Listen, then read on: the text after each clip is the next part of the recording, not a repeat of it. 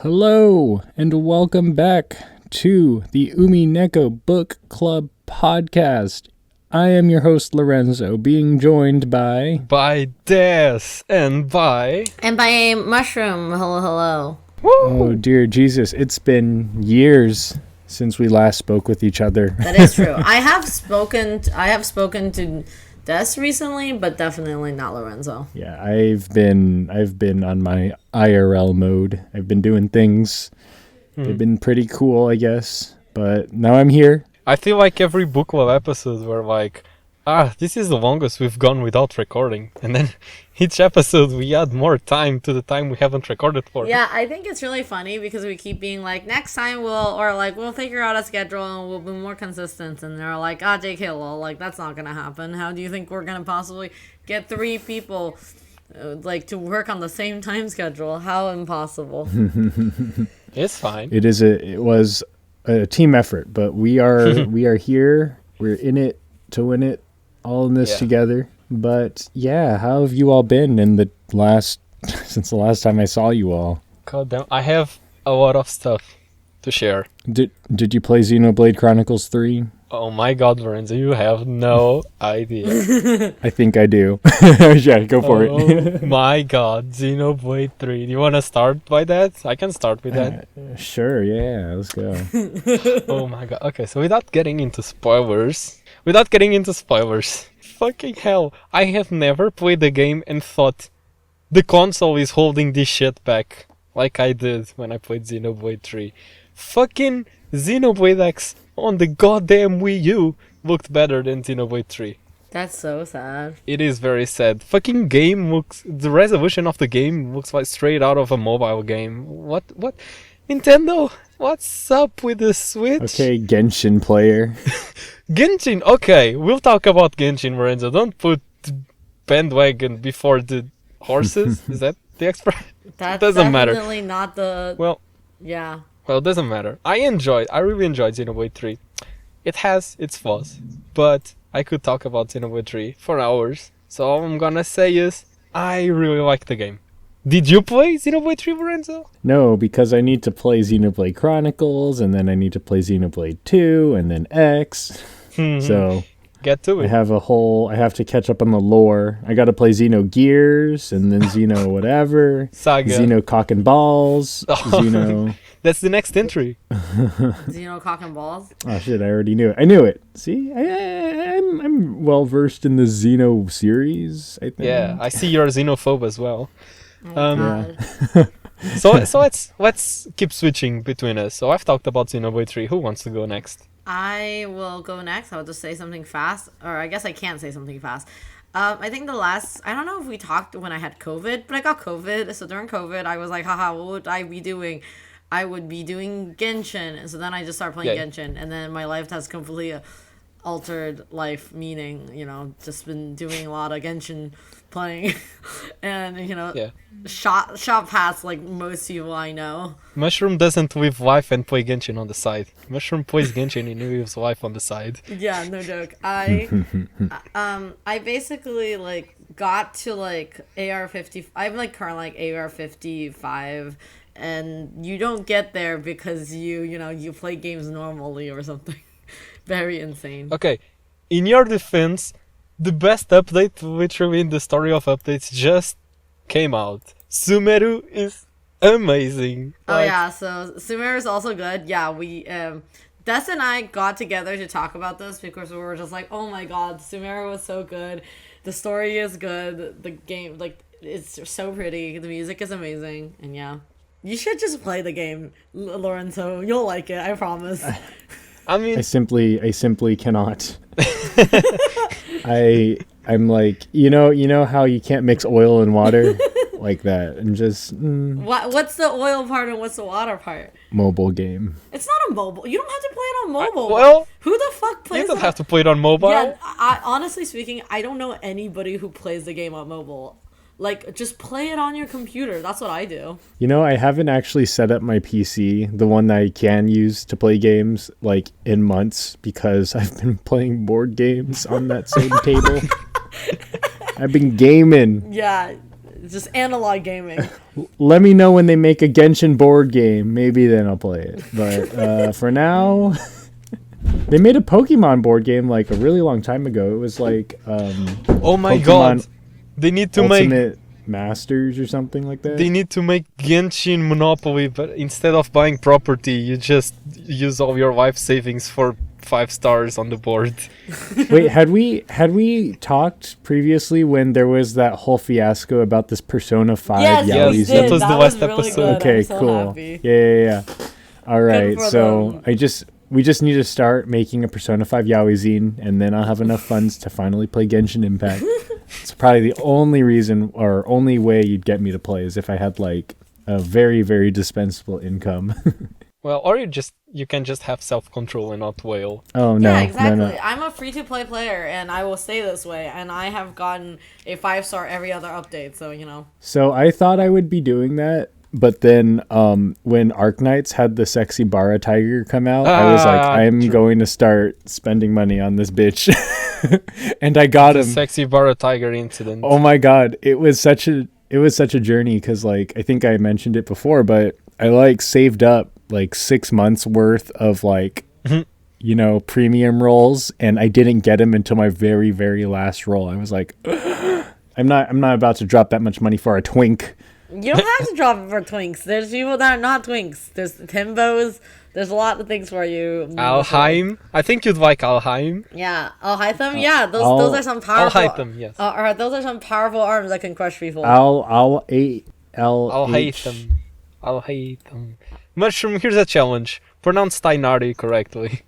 I think is it Tiknar, I don't know how to say it. It's Tiknari or something. Did you see I don't know if you're like keeping up with Genshin fucking drama, but like the Tiknari voice actor came out and was like, yeah, you know what, all you people who are whining about like pronunciations, like, you know what, like we just do, like we get paychecks, like we just do whatever they want to do. And also, like, do you go around and say like Naruto every single time you have to say Naruto? I do. Like, no, you say I Naruto, and then you say things like Inazuma instead of being like Inatsuma, like, or like, you know, like that kind of things, or like it's like you like you don't. Okay. Yeah, I just thought that was really funny. Let's not get into literally Genshin voice actor drama. Is its whole world. It's a world of drama. Anyways, but I just wanted to say that because I thought that was so funny. Well, I'm about to start some drama. I looked up this Alhaitham guy. Twink. What the hell do you think? No, I would not.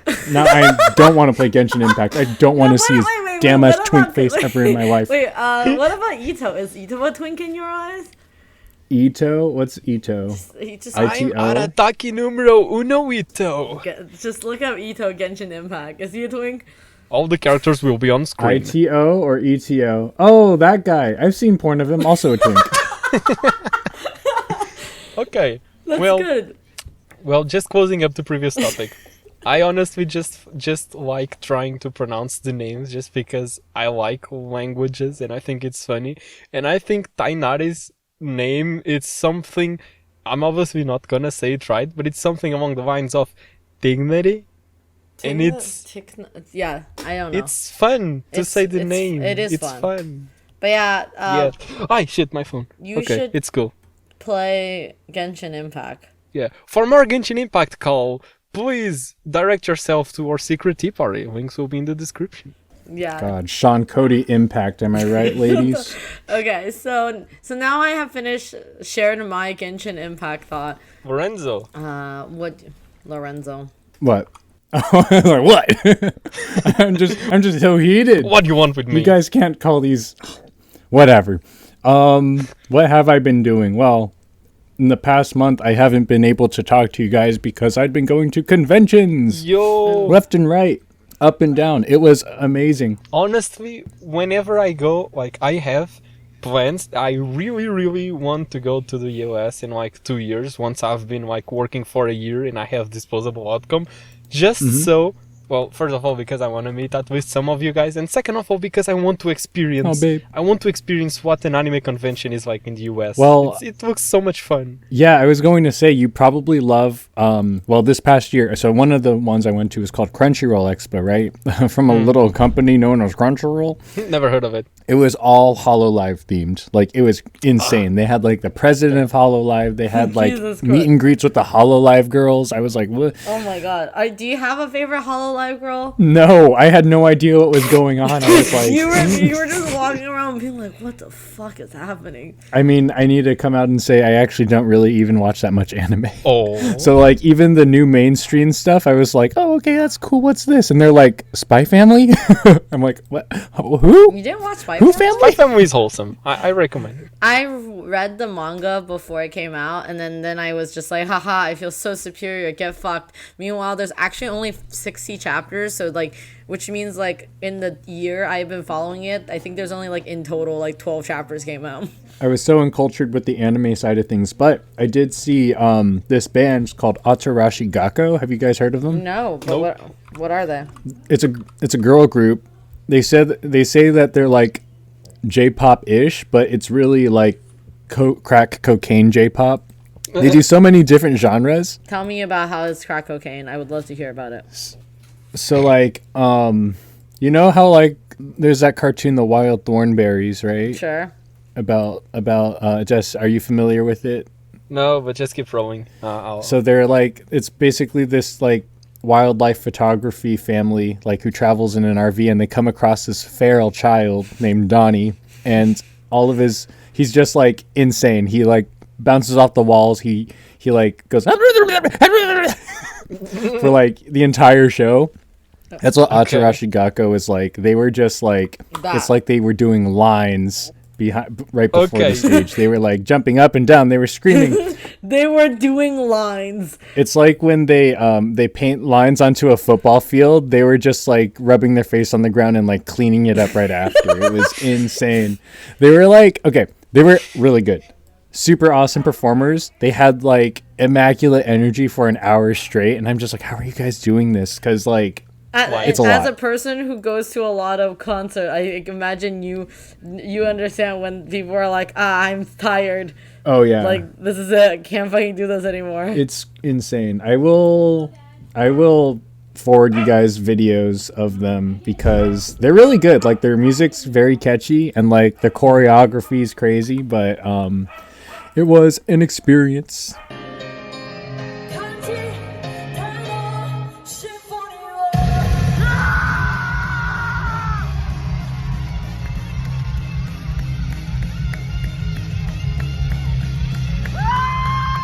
Very cool. Glad you enjoyed it. I'm interested. Yeah. And then I did a bunch of other gaming-based conventions, but it was cool and awesome. And I beat one route of Triangle Strategy. Oh, cool. It was fun and cool. It's like, it's weird because it's almost like it is a visual novel. It's basically a visual novel with some SRPG elements in between. Do you find the gameplay hard? No, the thing is, there's no permadeath, and even if you die on a map, your experience carries over. So like, if you quote unquote had to grind, you just have to like play one extra battle before you can like beat whoever's holding you back. And like, if your units are under leveled, they like immediately just the EXP gain is like, proportional to like your highest leveled units, so it's like really easy to play and keep playing, right? Interesting. So there are 4 total endings.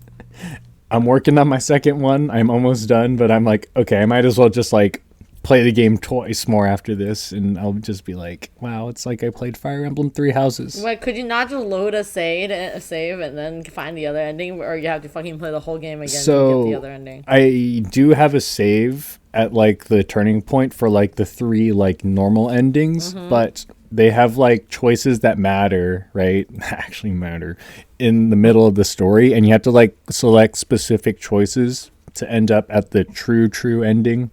SMH. But Okay. Yeah, well, it's fun. It's worth playing, I think, especially if you like SRPGs and like the drama is pretty juicy. Like, there were some times where I was like, "Oh, did they really say that?"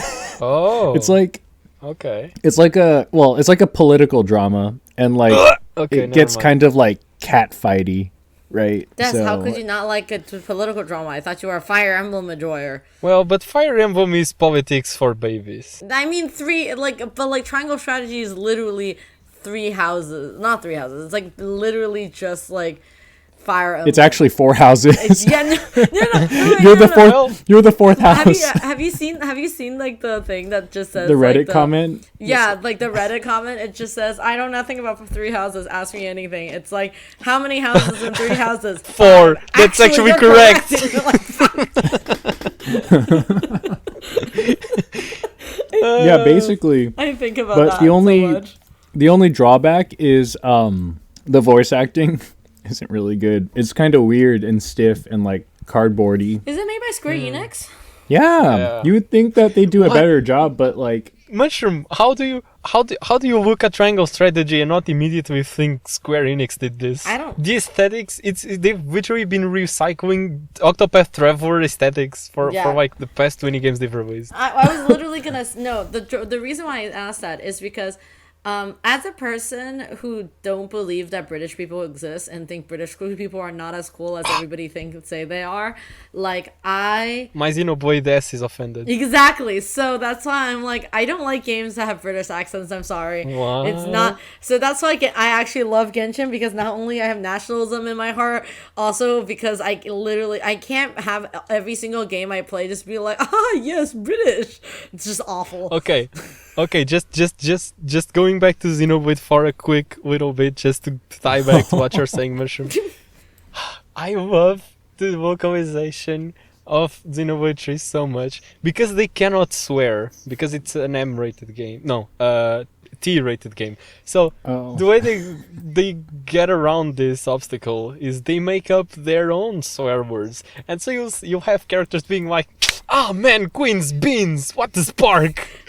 Bite the Queen's liver! What are you saying?" it's just like Cockney vernacular, and they're like, "That's not English. You can say that." They'll say, "This is fucking minging," and you'll be like, Oh my god, speaking of the Minging clip, the best clip of all time is the one that is like, "This is Minging." It's like Calypso. "Suck your dad."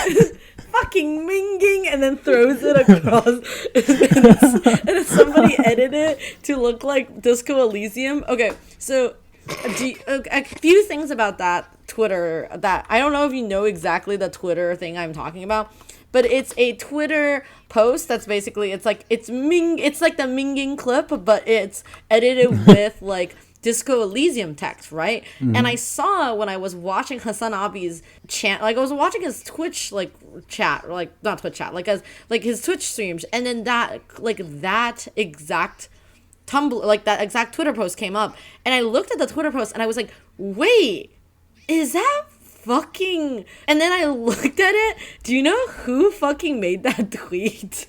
That tweet had like so many fucking reblogs. And it was fucking, who's that guy who made all those, Umineko sounds like this type thing? Is Orion? Yeah. Like Hojo Orion? Hojo Orion. It was Yeah, Hojo yeah, Orion. that one. And that's, like, and their post was so popular that despite the fact that they don't actually have that many followers, they just, like, got, like, you know, this post is doing numbers, like, 40K like retweets. It was insane. I was very shocked. Sorry, that was a very rant. We honestly speaking should not be talking this much in the beginning. We'll never get No, it. No, we I mean- should. We should. We have. It's been a while. We have not recorded for like 3 months. We need to catch up the people. Also, we're only covering 2 chapters this time, so sit tight, audience. We'll get to Umineko eventually. Now it's about us. It's our episode, okay? True. I was gonna say, there are 2 points to triangle strategy. Well, actually 3 because it's a triangle. But if I saw a game called Triangle Strategy, I would not think a company named Square Enix made it. And then there are no British accents, just like weird, like flat voice acting. It's so strange. So it's not even Damn. British. That's so sad. No, it's not. I mean, I'm almost convinced to like start playing in Japanese, but like I'm so attached to them now. I'm just like, yeah, you go Gila. That's one of their names. Gila? They got weird ass medieval names, but it's fun. They do drop in all lives matter, and then I'm like, no way, they did not. It gets really weirdly political. I'm just not like IRL political, but like there's definitely some parallels where you're just like, That's actually how I feel about like playing Genshin. I know that everybody's fucking crying and shit about not being able to get any Ciconia news, and like not only not even getting any Ciconia news, having Rui Kishi like actively shit on you because he's like, haha, imagine wanting Ciconia news. What a fucking beta cuck are you? Which, you know, is pretty funny to me and just for everybody else to read about, because I feel like, you know, people come into this world thinking that they're gonna get Ciconia news and then just get utterly shit on. Did you know that like the Japanese viewers were like, yeah, imagine these white people who want Ciconia news, how funny. Meanwhile, a bunch of people in the r/Umineko subreddit are like, oh, I wish there was Umineko news. And I was like, why would you want Umineko news? I was like, Geek 9 was so bad. Like, why the fuck? And I was like, and instead, Lorenzo, have you looked up what they announced during the stream or no? Was it a VTuber thing? Yeah, it was like a shitty VTuber, and everybody. Wait, is it real? Because yeah. I didn't actually see it get announced. I like just saw like the reveal or like the teasers. Yeah, it was real, and everybody thought it was just so like people were like, "I hate you! Like, why did you do this?" Like, but why does Ryukishi even need a VTuber for? I don't know. Okay, fine. Honestly speaking. There's so like I like how you just go like ... I don't know. I don't know. Well, it's fine. Well, Ryukishi, that's fucked up because Ryukishi was like, sorry, I can't give you more Ciconia. Like, I've been really busy, and like Ciconia is like my personal side project, and I was like, what? Like, what? Like, it's insane. Like, it's absurd, the audacity of this bitch. Oh, he can do or not do, I guess, whatever he wants. But personally, my dick is so not hard in regards to Ciconia right now. This is what you've done, Ryukishi. I'm deflated, and I don't think I'll get inflated ever again. It's also funny because I was on a Discord chat with other people, and people were like, yeah, like, honestly speaking, at this point, like Go and Sotsu is so bad that I refuse to believe a human had any hand in writing it. They're like, I feel like it's written by AI. Like, you can't write something this bad. AI dungeon wrote Go. Well, Renzo, did you get all your triangle strategy thoughts out? Did I? I mean, I played it. Okay, so now allow me to come forward and talk about my triangle strategy 3 hopes thoughts. Because you played it? You finished it? Yeah, we haven't recorded in so long that I haven't even talked about 3 hopes yet. So, like, I played the route and I had some thoughts about it, but after playing the whole game, I think my general opinion is it is an amazing addition to a story that had already been concluded, and I don't know how they did it, being the Fire Emblem story team, who are known for not producing the best stories, Three Houses having been a one-off thing, and they somehow managed to write a great addition to a story that had already been concluded and done. And see, Ryukishi, this is what you need to do. Take some notes. It's good. It's really good as a game and as a story. I love it. If we ever do another Fire Emblem Security Party, I need to talk about Three Hopes, because honestly, such a good story. Oh, that's good, because like Persona 5 Strikers also did that. It was like a Musou game, and like honestly, I think I liked its story better than the original Persona 5 game. I was like, really? What the heck? Yeah, it was like, you know, a weird spin-off. They implemented like Musou gameplay into like the Persona gameplay like really well. On top of that, they had like better character interactions. I mean, I can totally believe it. Again, I'm a certified Persona hater, so like, you know, no, I don't hate Persona, but like, Well, I do. I also do. It's just not the best. I'm sorry. I would definitely exploit the fan base for my Genshin Impact roles. And not even get the character. Amazing. Yeah. So Mushroom, it's your turn next. What you have to tell us? Oh my god. Honestly speaking, besides Genshin Impact, I honestly haven't been doing anything that exciting. Amazing. Then I have more time for myself. Renzo?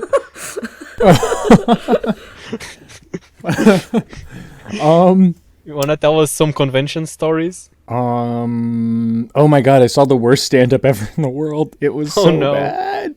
So like, okay, quick story. It might be quick, it might not. But like, have you ever been to a stand-up comedy show? No. Unfortunately, yes. Yes, Queen. Okay, but I mean, like, so you kind of know how the deal is. I mean, like, what was I honestly expecting? So my friend, slightly related. I've known these people since like, I don't know, for a couple of years, right?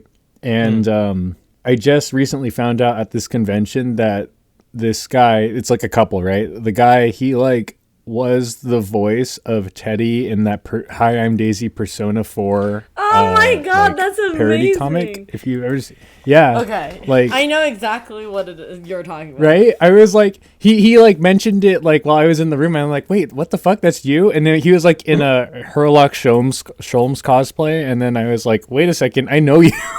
I'm like, what the fuck? This entire time you were like a formative part of. How long do you know each other for? 2 years. But That's like fucked up. I met them at like the arcade or whatever, and then he just mentions it to like somebody else, and I'm like, no way. What the You're heck? like, wait, why the fuck did you say anything? I know. Well, I mean, I don't go around telling everybody like, hey, my favorite video of all time is the Hi, I'm Daisy Persona 4 parody comic. I do. I could quote that fucking. I can quote that like so well. Like I would be like, "Fistake."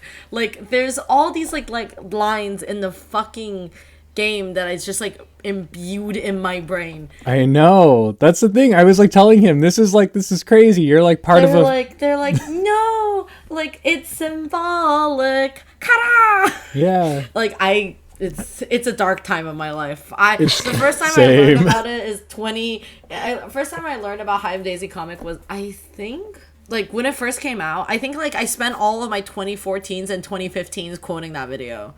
Like it was insane. Yes, that's what I was like. I was like telling him like, oh my god, dude, you're like a formative part of my high school years. I just like thought about that video all the time, and I still do. So I'm just like, oh, okay, cool.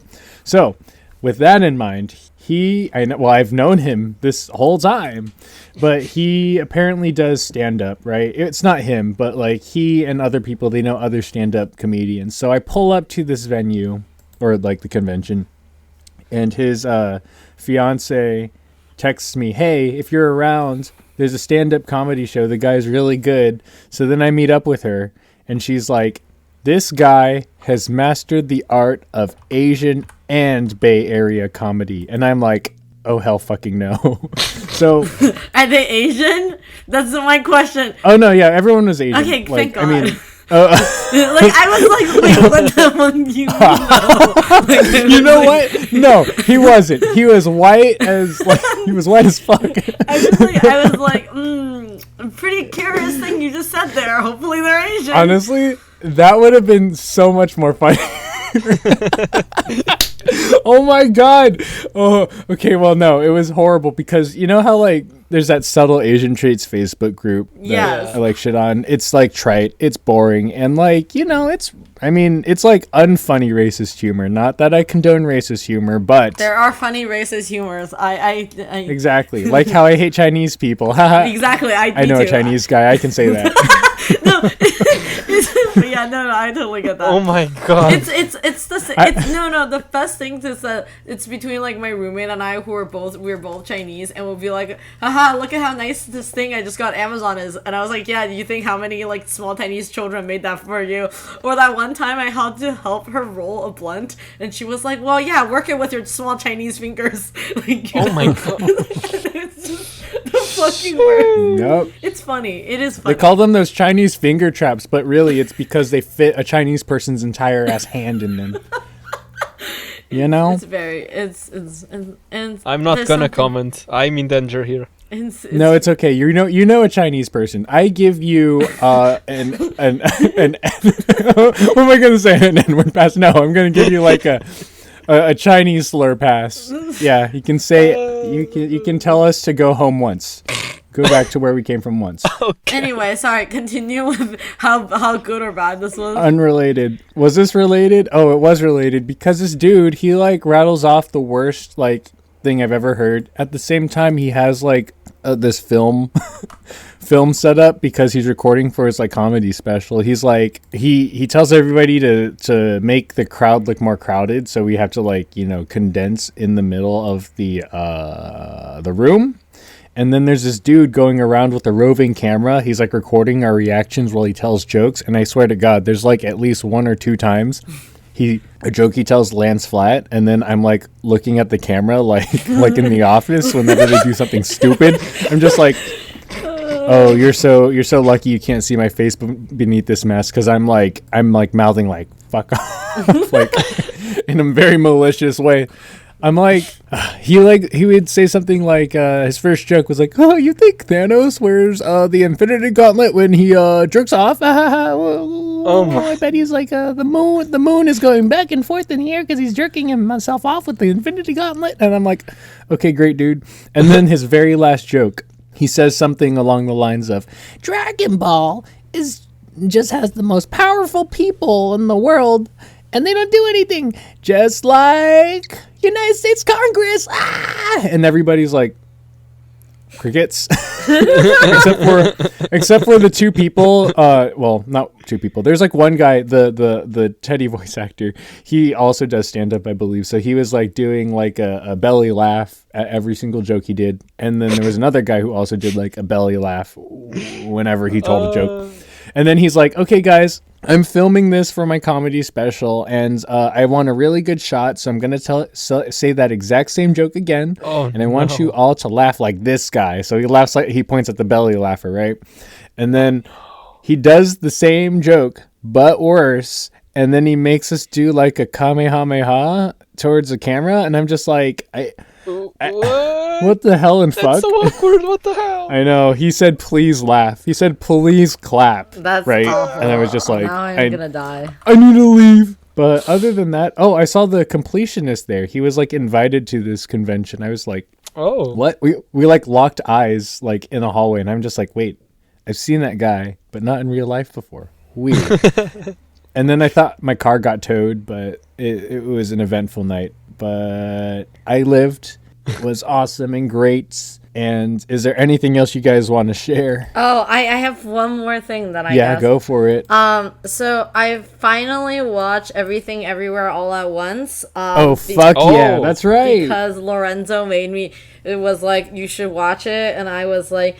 And I basically went around and begged all my friends to watch it with me, and they were like, not interested, or like, no, what? Or not like not interested, or like just like, oh, you know, when we have time or something. But you know, when people never have time. So I went to visit my friend, and I was like, hey, do you want to watch this movie with me? And they were like, yeah. So we sat down and we watched the movie. And just to give you some context, like my friend is white and have ADHD, and you know, I am me. And like and as a master of Asian Bay Area comedy. Yes, thank you. So I just sat there, and then we started watching this movie, and in the very beginning, you know, like this daughter goes and be like, oh, I want to tell my mom that I'm like, you know, she's like telling her mom that she's like a lesbian and this is her lesbian girlfriend and shit. And I was literally earlier that day, I was talking to my friend and being like, I was talking to my sister. My sister was like, are you going to tell mom that you're gay? And I was like, no. And then she was like, why not? And I was like, because I don't like, you know, why would she need to know? And also I don't even have a person I'm dating or anything. And basically I told her, I was like, it's fine. Plus mom never asked me if I'm dating anybody. And she's like, don't you think that's weird? Like, you're not like 15. Like, you know, every Asian person, like Asian parent love asking if you're dating somebody. Have you never thought about the fact that why mom never asked you? And I was like, oh my god, like what? She was like, basically she was like mom probably knew that you were gay and didn't want to say anything, and that's why she didn't say anything. And then I was like, oh fuck. So literally like in the very beginning of the movie when they were like, I'm a lesbian, and blah blah blah, and I was like, what the fuck, is this a personal attack on me? And then like I literally like said out loud to my friend, I was like, wow, could you imagine like asking your parents if you, because like, you know, you want to be like recognized and seen as a person, and it literally like me watching the movie was just like the most absurd experience possible. Like I think I started crying at the end of part one. Like at the end of part one, I was just crying. So I was like 40 minutes in, and I think I just kept crying for like the rest of the movie. Like I just Damn. I like you start crying at an hour mark, and then you just keep crying until the end. Yep. It says everything that everybody has ever said about the movie All at once. like they're correct. And yeah, and also if you are like an Asian American, you will literally be bodied by the movie. Like the movie would fucking like literally like do somersaults on you because you're fucked. And literally every other scene you feel like it's a call out post. And you know, it's a time. It is a time. Yeah. I mean, it's subtle Asian traits, the movie, and as much as I hate the group, the Facebook group, this movie did it very well. So I'm so glad you watched it and had the exact same feelings that myself and a bunch of my friends also felt, because I was like, how'd they do that? It was really, really, like, it was really, like, not awful, but it was, like, the most intense experience where you're like, I cannot believe I've been just crying this whole time, and you just keep going, and you're like, That's a good movie. oh, God, that's fucked up. Yeah. Yeah, it was really fucking good. Well, I'm really glad you had a good experience then. That's great. No, it was so You're like- fucking good. You're just like, wow, that's crazy. Oh, Lorenzo, come on. I'm happy. I'm happy for my friend. Shut up, Lorenzo. I bet you're real fun at parties. I am. Okay. Amazing. Well, let me tell you about my really good experience now. This time with a game. Okay. Unless, Mushroom, do you have anything else to say about your... Nope.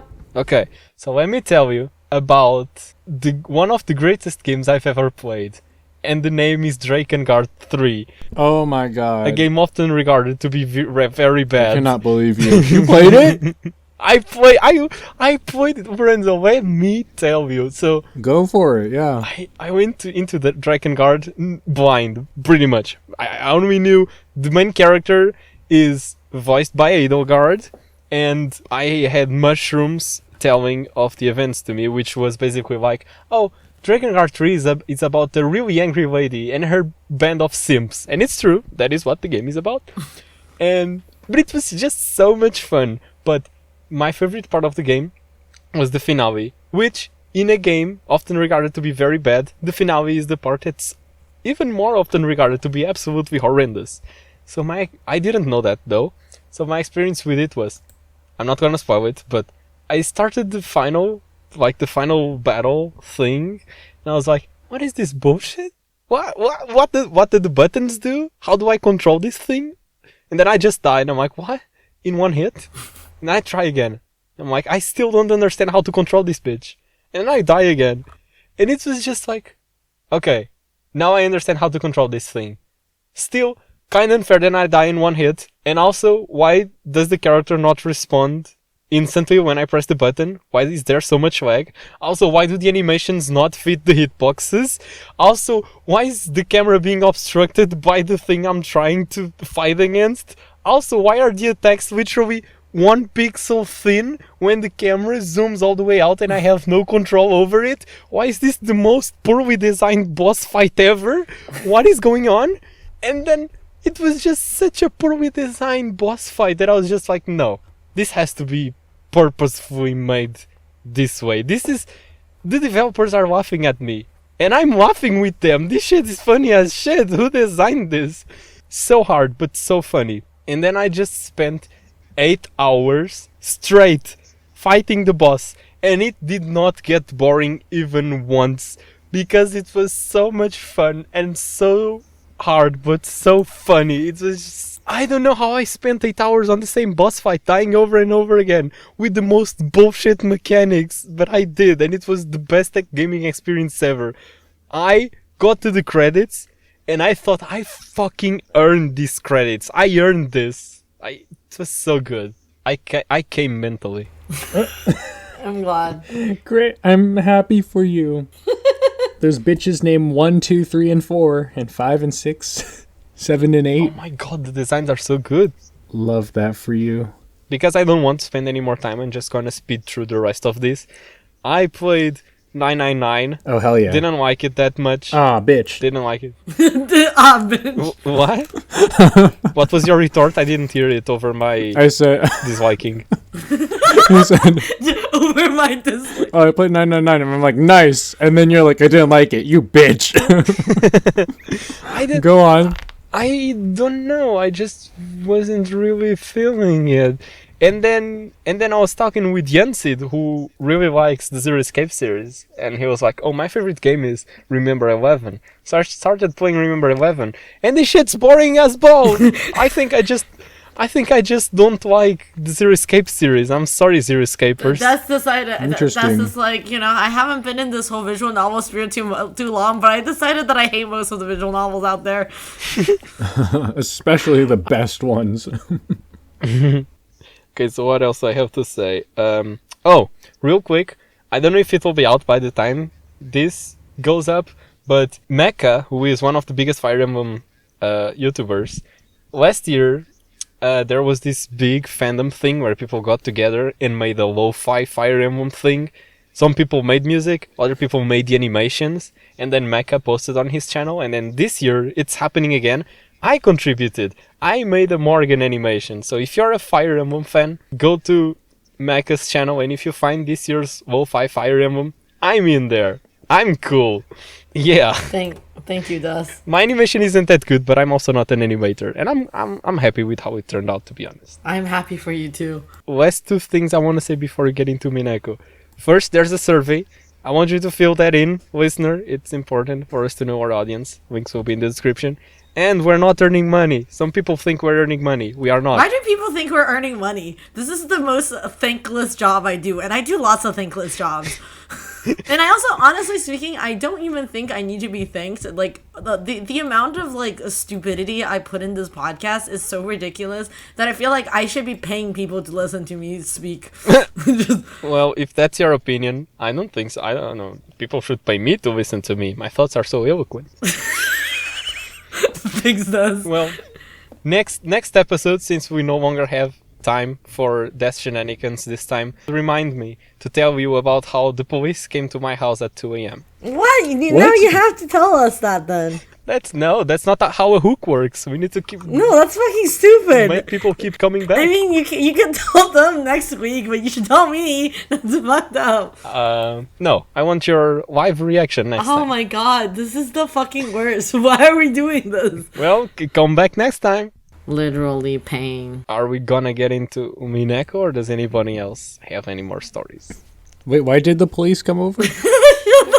Find out next time on Book Club! Okay. Lorenzo's like, okay. Yeah?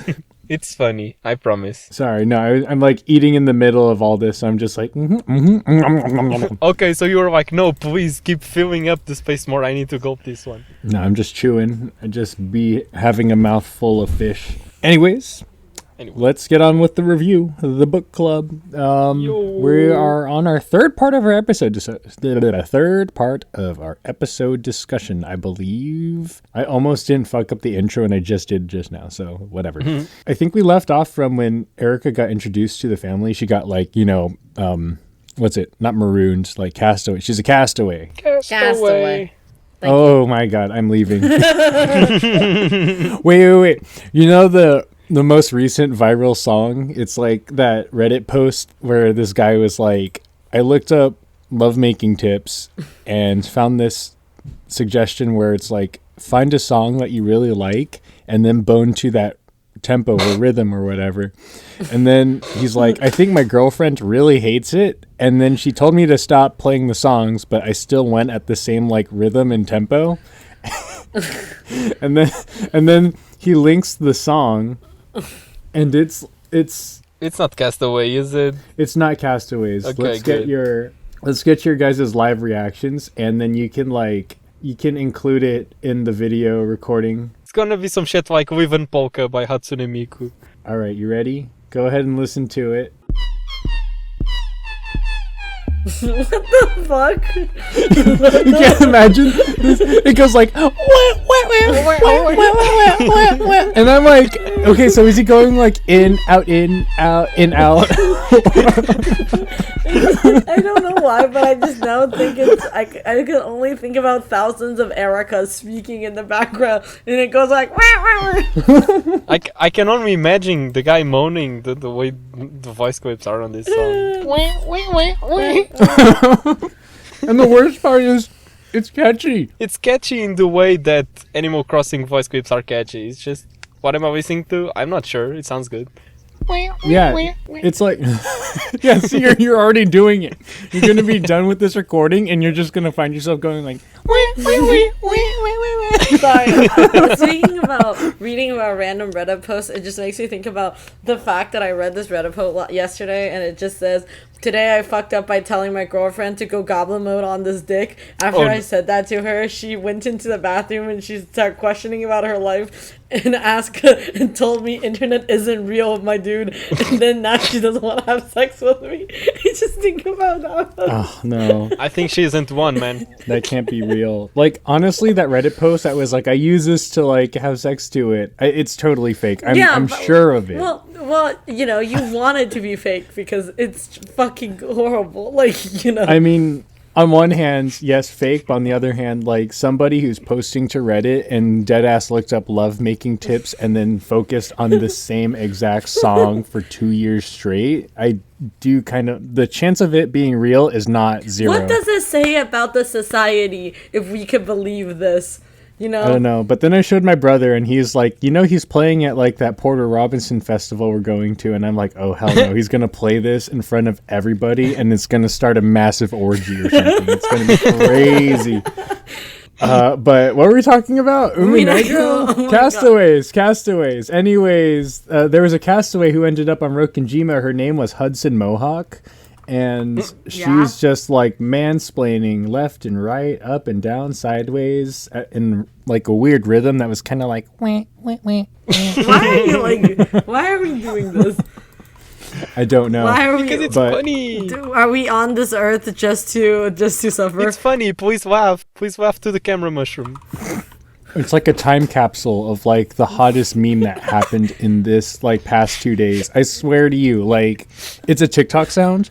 I heard it like 3 times, like unbidden, right? Like just one of the phones in our household was playing that song through a TikTok, and I'm just like, that's horrifying. I feel like I totally believe that TikTok songs are just all like triggers for sleeper agents. Like one day you're gonna hear that, and then you're gonna go ape shit. They are. It's like when I'm in a restaurant or like a Korean barbecue restaurant or something, and they play a K-pop song, and I'm like, I gotta stop myself from doing the fucking dance. But hate K-pop. Wait. Okay, well, I'll tell you guys later because we're way off track. Unless you guys want to hear about my IRL whale story. But sure. Let's go for it. There's like a thing that K-pop stans do where they celebrate the birthdays of some of their favorite idols. So my friend was like, "Oh, they're doing like a giveaway of like cup sleeve merch. It's basically like something you put on your coffee cup with like the girls printed on it." Yeah. Oh, we go there. What is this Santa Montana shit? I know, right? So we go to the cafe that they're holding the event, and her friend is there, and she's like, "Oh shit, I totally forgot that it was actually you putting on this event." And it's crazy. He has like an entire shrine dedicated to these 2 girls, and he's telling us, "Yeah, everything here I own. I'm trying to like make up the money I spent on all this shit because inside the albums that they give out for like K-pop albums, it has like photo cards of the members, but it's kind of like a gacha where it'll have like one photo and not all the members." So people like buy a bunch of them so they can get a full set. And he had like stacks of hundreds of cards, you know, one per album. And I'm like, "Where are you getting this, dude?" And he's like, "Well, I have to buy a lot because if you want to go to the fan signing events where you get to like meet and greet and get an autograph by the girls in Korea, you have to enter a raffle by buying albums. And he's like, guess how many I bought? And I'm like, 50? Because those things are like $20 each. And he's like, 320. And I'm like, sir. And then he's like, I'm actually going to Korea again this week. And I'm like, this is like, how many times are you going to Korea? This is what modern peasants are like, like in the past, like, you mean Sims? You go see like, some play or some opera and you're like, well, I'll send my favorite opera singer a flower every week or every day, that's fine. And now you're just like, in modern days, you're like, this is it. This is my life. Everything I do, I live and breathe just for my internet love or this hot MMO I'm playing. Like those people who are like, they're like, my day job is playing like Final Fantasy 14 or League of Legends, and my side job is like actually making money. Haha, yeah, that's crazy. Anyway, how's my Genshin dailies? Yeah, but like, I don't know. I don't pay for Genshin, so get fucked, everybody. You're better than us. I am. I'm gonna ride the superiority high until one day I finally decide to like spend $5 and to get those battle pass or something. And then I will laugh at you. You could. I will. Wait, it's called a battle pass, like in Fortnite? Oh yeah, fork knife.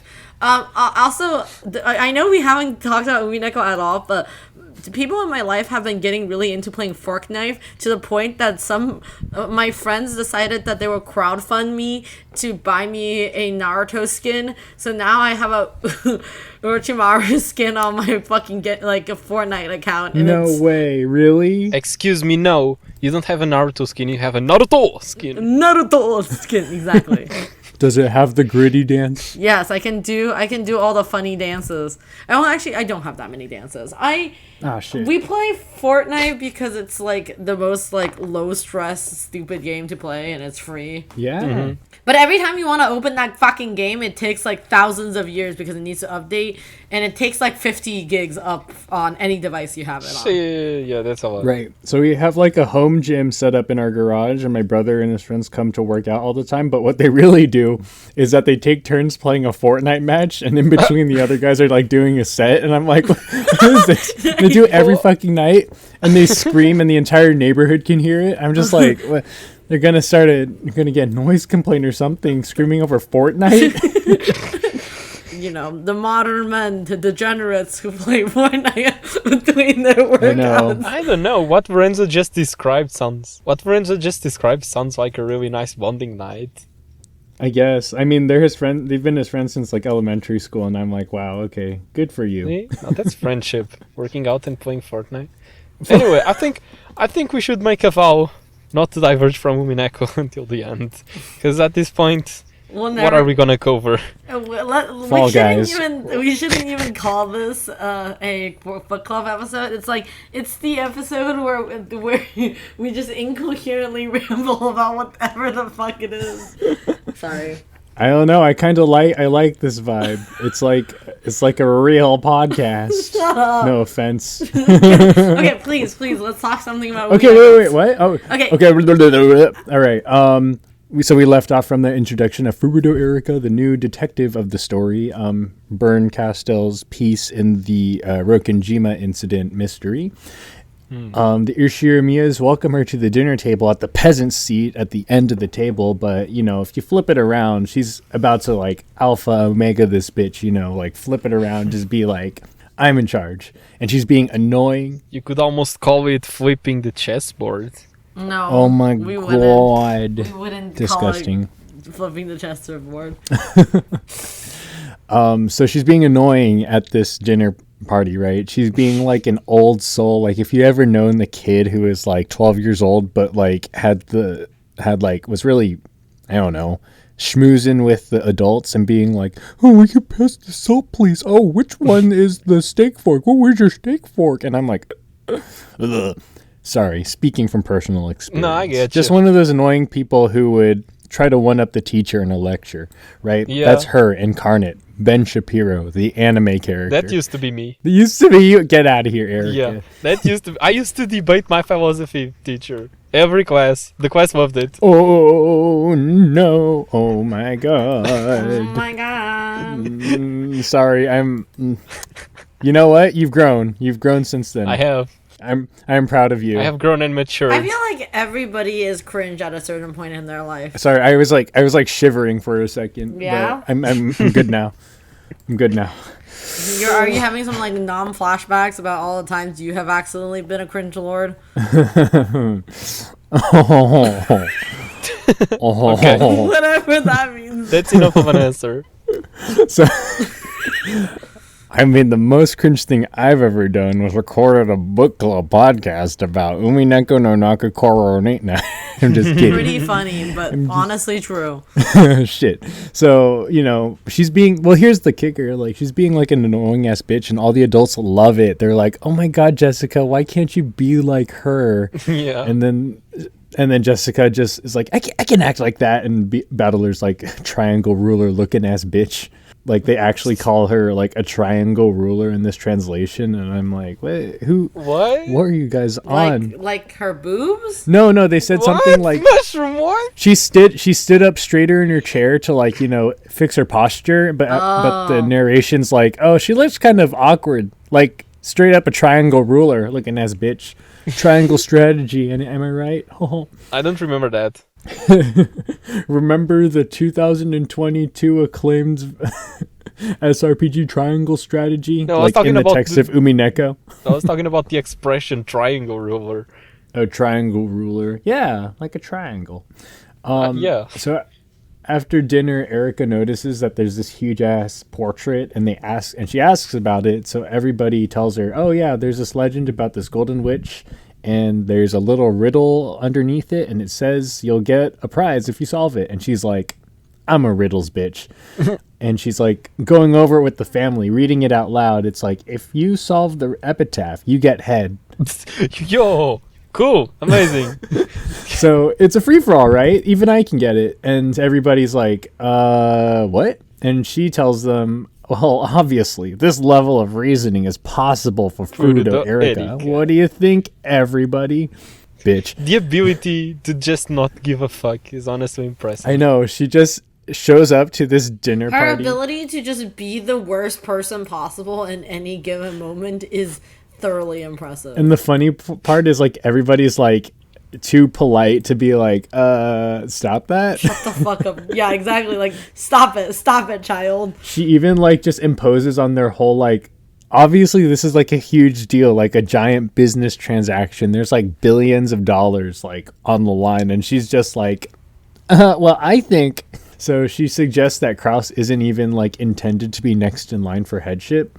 And then she just waltzes in, is welcomed by this family, and that just starts bashing on them. I know, the audacity of her. The actual audacity of this bitch. And then Byrne pops up in the metaverse of Battler, and she brings up the point to Battler that one aspect of the mystery has been cleared up. Like, not even 10 minutes into the story, she's like, I solved it, man. Yeah, and the way she says it too, I really like how Byrne is just like almost speaking to you, the reader, being like, you could have solved the epitaph already, right? You weren't waiting for the story to solve it for you, right? Exactly. It's cool. So at this point, she's about to sweep, and but according to Lambda, it said that it took Byrne a couple hundred fragments to solve the riddle, but still, me too, girl. I get it. And Battler's worried that she's just going to red truth the entire answer of the story, but as a human detective, she can't do that this time around, but she will use her fragment gathering abilities to show him bits of info that helped her figure it out. So, like Des said, it's like speaking to you, the reader. She pulls scenes from the questions arc and is like, remember this scene when Evo is trying to figure it out, right? There is this, there is that. There's like wordplay. There's like geographical locations. And they become really in your face about the answer. But they don't outright tell you at this point. But at the same time, Erica exposes the answer to the Shiramiyas on Rokkenjima. Like the same reasoning that Byrne like figured out from the fragments. She's relaying to the family on Rokkenjima. Yeah. This is where Umineko starts getting really overtly fourth wall breaking. But it's like it's done because Umineko is kind of like a commentary on itself, and it analyzes itself, and that's what's happening here as Bern is trying to solve the mystery. She's like pulling scenes from previous episodes, which should be what a reader would be doing, like rereading and shit. Right. This is where it actually starts being really overt. Yeah, it's like straight up telling you the answers. Like we flip to the back of the book. Well, that's just because Bern is just that OP. She's just really good. Exactly. After she kind of elucidates that there is a solvable riddle intended for the next in line to claim headship of this entire family, they bring to light that the epitaph was kind of like the main character of like the questions arc, right? Like, why does this Beatrice lady just now start interfering and guiding everybody to play along and solving this riddle with, you know, the letters she leaves behind? And while everyone's trying to like figure it out together, Rose is like, wow, Erica, good job. I wouldn't have been able to figure out how to. And then she just like explains like a huge part of the riddle, like the Sweetfish River, like the location of the where the hint's pointing to, right? And Battler finds Erica in the library later on, and understanding that she probably wants this dope dealer Ushiramiya dollars, right? But Erica says that she has to be annoying and says, actually, I'm doing this for stroking my intellectual coochie. And then Erica pulls out an atlas, and the hints up until now seem to have been referring to a map. And that's kind of the stopping point of this section of the book club. So what do y'all think? So we don't actually have that much to talk about this week. I mean, like... No, we do. We do on the spoiler part. Okay, so, I mean, I don't actually... Honestly speaking, I have nothing much for non-spoiler. Good, because I have a lot. Then let's start spoiling. Let's go. Let's start spoiling. Get the fuck away, people who have not read. Go to where you came from, your land, whatever. I'm racist against people who have not read Umineko. It's okay, he can do that. He knows people who haven't read Umineko. I think at this point, whoever's caught up to us like has probably already finished it. So we have some wiggle room. But go on. What do you want to spoil? Okay, what do I want to spoil? I want to spoil everything. So I want to talk about how much Bern can see, because in this scene we see that she can go grab the fragments from the previous parts and all, but that got me thinking, well, Angie was Bern's piece, but that doesn't make much sense, because Bern, who is still trying to solve the game, you know, she can only look at the fragments inside the cat box. She can only look at the different things that have been written, or like the different possibilities that could have happened in Rokkenjima during those 2 days. So how did she bring Angie from the future, from outside the cat box, to her aid? Right? That doesn't make much sense. So I think the explanation I got for this is that because the mystery side was losing in this at the time of Angie being brought in, I think Lambda probably, because Lambda wants a tie and the mystery side was losing, Lambda, who has control of the game, or everything's running the game, she was the one who allowed Bern to go outside the cat box and bring Angie in. Does that make sense? Kind of. Maybe. Because otherwise it doesn't make much sense. Bern should not be able to look outside the fragments. What do you mean outside? Oh, that she's not allowed to find more fragments? Like what Bern can... Okay, let's tackle this from different perspectives of interpretation. Bern, being the lady, the Witch of Miracles, she can look at all the different possibilities that could have happened in Rokkenjima. Right? So she just doesn't do that because that's what she does in EP7. As of now, we've established this in previous episodes. She doesn't do it because that would be cheating. She only looks at the fragments that have already been shown to her by the game master. Yes. Like what about how does Angie come into this? Bern only knows what happens in this story until midnight of October 5th, because that's when the cat box closes, and she only has access to the cat box. She doesn't know what comes after. She only knows what's presented to her in the story, right? Yeah. She's also a reader. So how how did she know? Like, how did she meet up with Angie in the future outside the cat box, outside the things that she can reach? I feel like that's pretty obvious. Like, I mean, because what's outside of the cat box is 100% true. Like, yeah, but she There's doesn't. multiple witnesses and stuff. Like, people have seen Angie in real life. Yeah. Well, are you asking like how does, because there isn't a future where Angie doesn't like exist or is alive. Yeah. Like, because Angie's not from a fragment. But Bern doesn't know that because Bern is a reader. Well, no. I mean, I think like reality and fragment is slightly different. Like, as in like there's like, you know, 10,000, 100,000 fragments of what could possibly happen on the island, right? Like, we could just all agree to that because that's how the cat box worked. But like outside of the fragment exists the real 1998, and there's only one version of that. Like, yes, but as a reader of EP3, at like, let's say at the end of EP3, which is when NJ comes in, as a reader at the end of EP3, you have no idea what's outside the cat box. You have no idea what the future has or does not have. So how would you, a player in Bern's shoes, just think, yes, I will go recruit this beast that I don't even know if it's still alive or not, or anything really about them, if they can even aid me or not? Well, I don't know what we think. Like, this is my question about this. What is Bern given in the as the exact information we are given as people? Like, is my question. Like, for example, like, you know, like Bern could, like, you know, we didn't even, like, as readers, people don't even understand that the game board ends every time at like 12 o'clock until, you know, it gets overtly brought up in EP4. Yeah, exactly. You as a player from the mystery side only know what you are shown in the fragments, in the cat box. But I feel you don't know nothing about Angie. But like, I think, but like, we know Angie exists.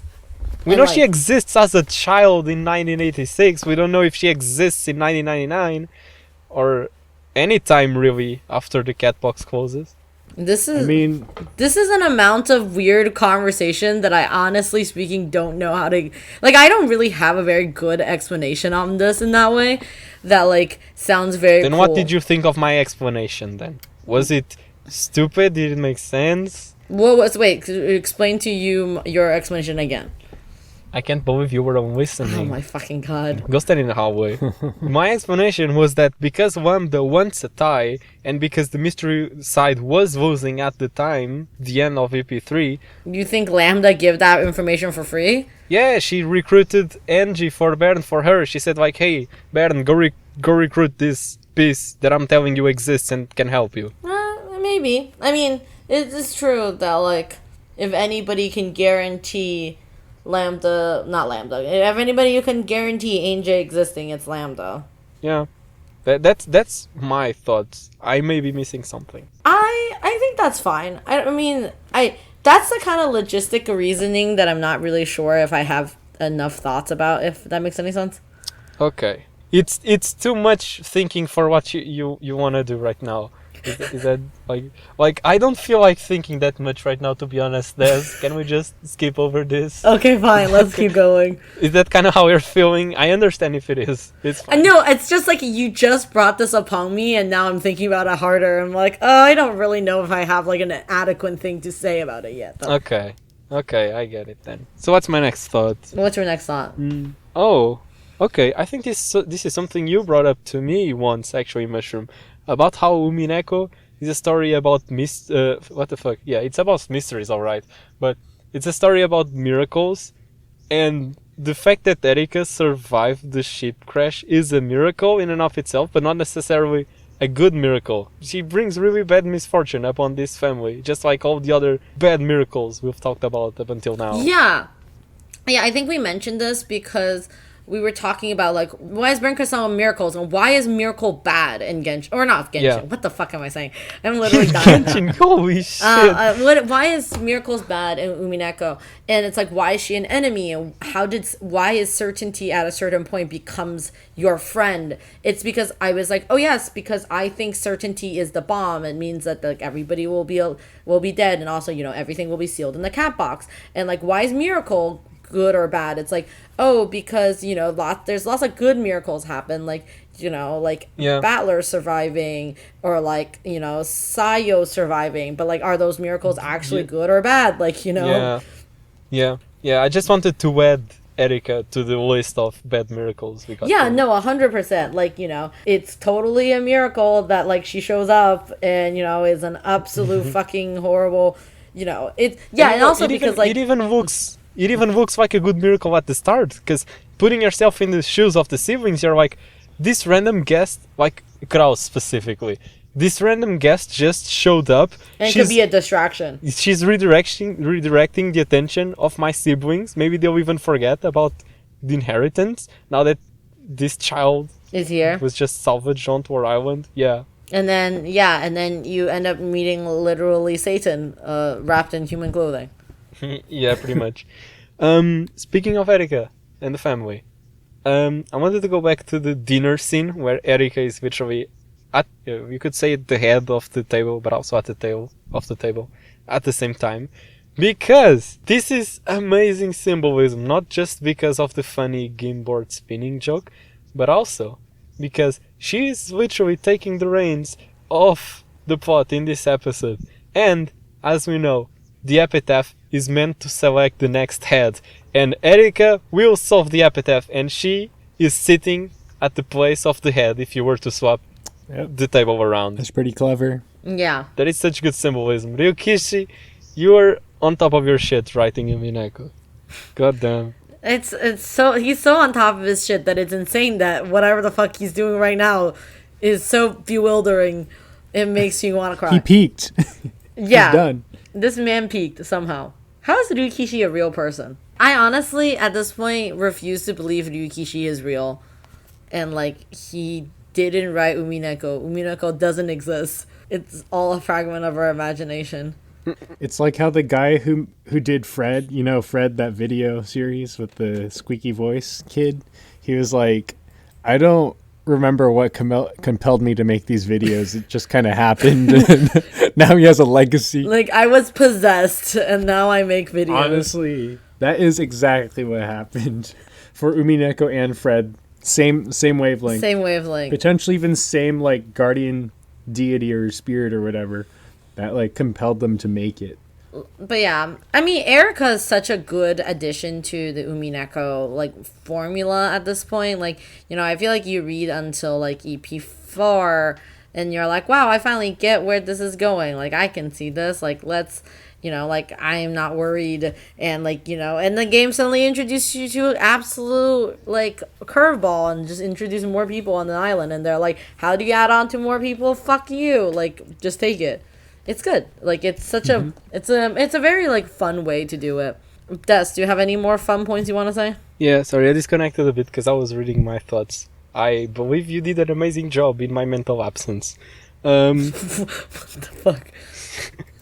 So, I apparently 3 months ago I wanted to bring up the point that this is the segment of the story where we realize there's a game mechanic we didn't know about, which is how moving a piece works exactly.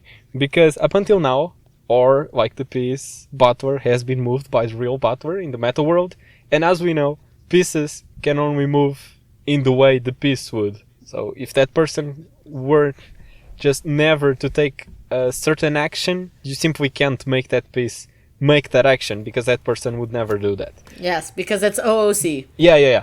But because Butler was controlling Butler, we just never realized some of the nuances with this mechanic. But now that it's brought up, it got me thinking about the relationship between Bern and Erika as piece and player, and it just puts into perspective the times when Bern gets mad at Erika for like being incompetent. It's just like, well, she's based on you.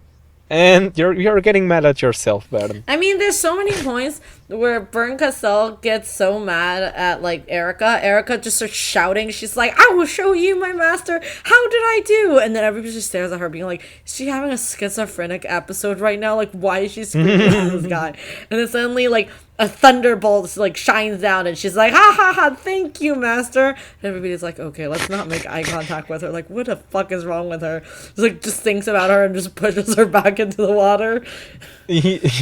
Oh man, it's such a fun mechanic. Thank you for reminding me, Mushroom. We haven't gotten to those scenes yet, but now you've reminded me how fun they are. Yeah. I'm just reading my last thought.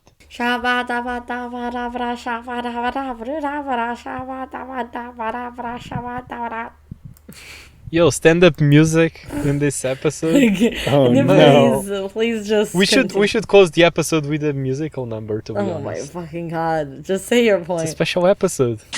And it is actually a special episode. I didn't know this as of the time of the recording, but as it turns out, this episode is our 100th public video on YouTube right now. So it is a special episode. Woo! I interrupt this episode to let you know that it is indeed a special episode. Congratulations, us.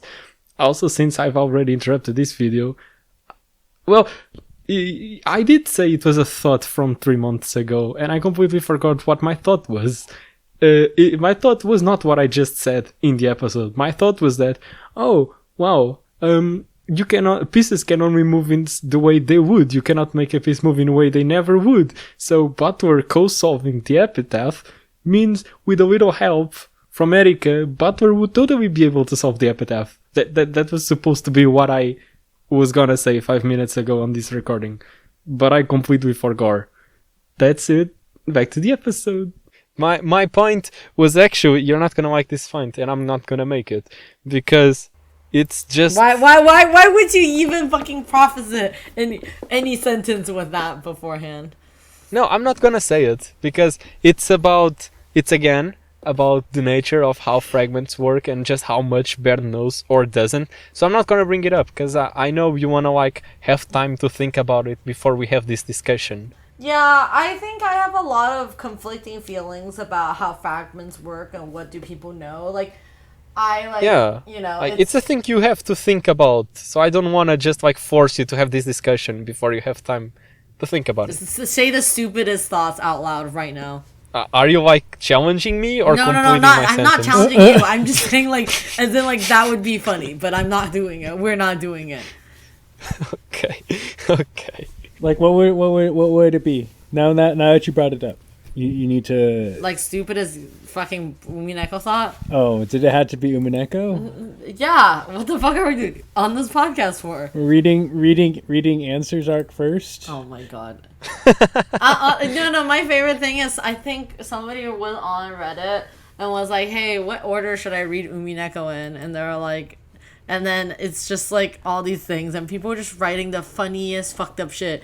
It's like people on r/Umineko, like, what are they doing? Who do they speak for? Like, who are they? Like, how did you get here? Mushroom, I don't understand your deep-rooted hatred for people who go on our Umineko subreddit. Like, every time you bring it up, it's like they killed your family or something. They did, but it's funny though. It's a good subreddit. I want nothing but the subreddit to continue to flourish. That's not what it sounds like from your discourse. It's fine. I want to point out something that I noticed, and I want your opinion on it. Because once everyone leaves the parlor living room, only Butler stays behind. But then Rosa stays behind too, so it's just the two of them.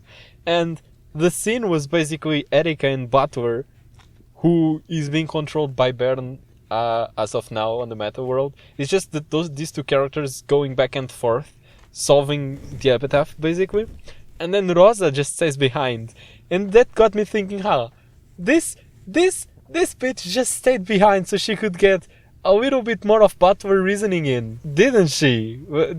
She just stayed behind because she wanted more tips on the epitaph, huh? I know, probably. Rosa, you sneaky. Yeah, like she knew. I mean, in episode 3, she did figure it out. True. Yeah, and she wants more. She wants to hear more of Butler's reasoning. That's why she stayed behind. Oh, she's sneaky. Yeah. Good on you, Rosa. You go. I know, girl boss, queen, even. Gatekeep. Okay, so what else? I'm done with Umineko thoughts. Does anybody else have Umineko thoughts? I think people should start by watching the anime. Also, I heard the VTuber girl also has an annoying voice. Do you have a link? I can't find it. Like, as in, like, real images of her voice or something? Or... Images of her voice? Or, yeah, footage of images of the VTuber, yeah. What do you mean images of her voice? You're gonna send him audio waves? Yeah, exactly. Like yeah. I'll be like, yes, looks annoying. I think they showed up some of her voice during the live stream. I can find you a clip. I'll send you to that later. But honestly speaking... Wait, it isn't Ryukishi's... It isn't Ryukishi's... It's not his own voice. VTuber. That's the whole point. No, what? That's such a missed opportunity. You think it'll be better? You think it'll be better if it was Yukishi's voice coming out? No, I just thought the point was that, maybe I don't want to appear on camera. Let me just put up my VTuber. Why would he not want to appear on camera? Everybody knows what he looks like. Honestly speaking, I would take whatever old Yukishi man is over this horrifying Byakuya thing. Yeah, it does look pretty bad. But what's even the point? I don't understand what the point Like, Byakuya is so bad that, like, I feel like it's the OC do not steal shit. Why did you... I have nothing to say. This is an incredibly scattered brain episode, but I promise we'll do better content. I mean, I think this content is pretty funny. What do you mean? This is top quality content. Yeah, because our lives fucking suck, I guess. Our lives are worse content than Umineko. Do you want me to tell you the police story now, since we have time? Yeah, Yes. tell the police story, and then we can end that. Okay. And end on here. It will be good. So here's the thing. I'm gonna send you an audio to Discord. I'm gonna play it on the episode, of course. So I'm gonna send it now, and I want you to tell me what is it that you're hearing. I'm scared.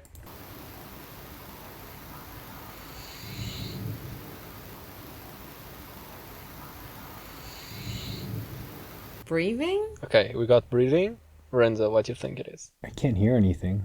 Oh, fuck. No, I hear it. It sounds like... Renzo! No. Why would you do No, that? I actually can't hear anything.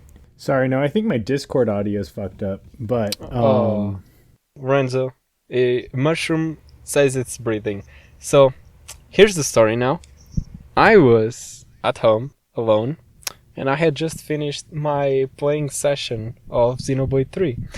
And then, so, it's 3 a.m. I go to my room. I sleep with the window open, because it's hot as shit. And on the other side of my window is a balcony, just so you understand the layout of the room. There's a balcony, and the balcony has a door that leads to the kitchen, but the window of the balcony leads to my room. So I just go to my room and I hear this breathing sound. And I'm like, what?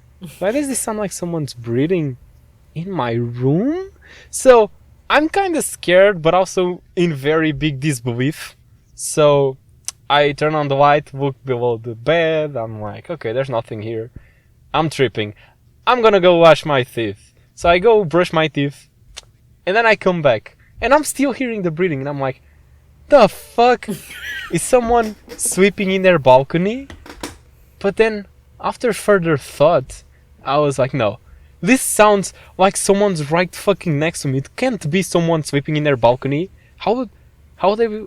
It really sounded like someone was in the room with me. So I was like, did someone try to break into our house and now they're sweeping in the balcony because they couldn't like figure another way to get out or something? What's going on? So I stand there like thinking about what to do with my life.